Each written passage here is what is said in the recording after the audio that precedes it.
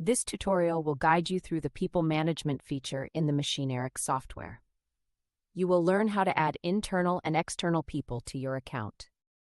Log into your account. Click on Admin. Go to People.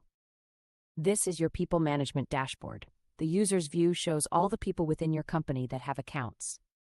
Click Add User to add another account. Here you fill out the information regarding the user. Make sure that all compulsory information is filled in. Otherwise, you will not be able to save the user. At the bottom of the page, you find a checkbox. If the user needs to appear in ads as a sales contact, check the box. If the person will be sending out email offers, there is an additional box you have to check. Go to Services.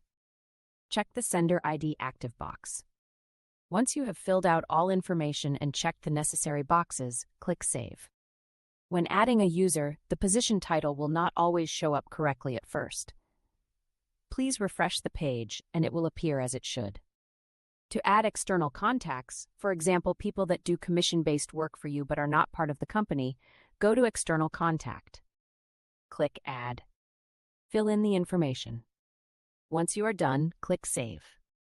To manage users, click on the three-dot menu next to a user. Here you can edit and delete your users.